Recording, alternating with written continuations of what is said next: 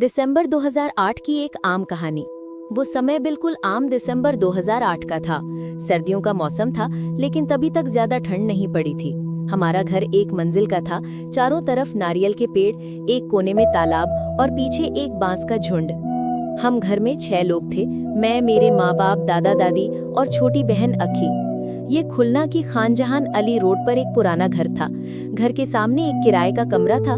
वहाँ उस वक्त शर्मीन आपा और उनके पति रफीक भाई रहते थे। शर्मीन आपा और उनका परिवार। शर्मीन आपा चुपचाप स्वभाव की थी, हमेशा पर्दा करती थी। उनके चेहरे पर एक अजीब सा सुकून था। हम कभी कभी खेलने जाते थे, वो अक्की को कहानियां सुनाती थी। कभी चीखना, कभी ऊंची आवाज में बात करना, ऐसी कोई चीज मैंने उनमें कभी नहीं देखी थी।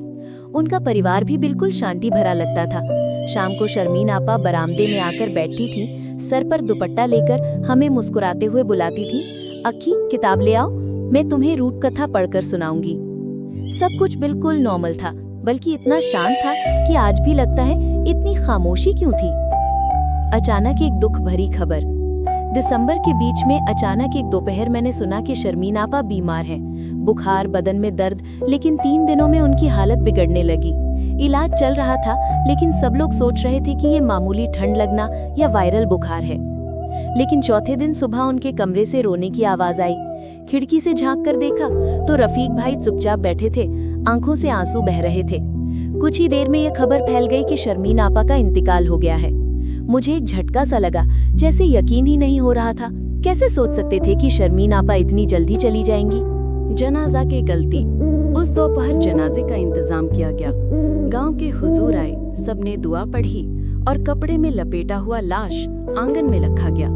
लेकिन अचानक एक छोटी सी गलती हो गई। महिला होने के कारण किसी ने जल्दबाजी में गलती से लाश का सर और पांव गलत दिशा में रख दिया। जहां सर होना चाहिए था, वहां पांव था। शुरू में किसी को पता नहीं चला, हुजूर भी समझ नहीं पाए। जनाजा उल्टी तरफ पढ़ा गया। तब तक किसी को नहीं पता था कि ये गलती कब्र के अंदर एक भ्रमर यानी टर्मोइल पैदा कर देगी। लाश को शर्मीन आपा के ससुराल खुलना के खलिशपुर ले जाया गया। शाम तक दफन कर दिया गया। हम सब ने दुआ की, आंखों में आंसू लिए कहा, अल्लाह उन्हें जन्नत नसीब करे। लेकिन हम में से किसी को नहीं पता था कि रात हमारा क्या इंतजार कर रही थी। रात को आई वो आवाज। रात के 11:30 बजे सब लोग लगभग सो चुके थे। रफीक भाई अकेले अपने कमरे में बैठे थे। थोड़ी देर बाद वो टॉयलेट गए। हमारा इलाका तब लोड शेडिंग के लिए बदनाम था।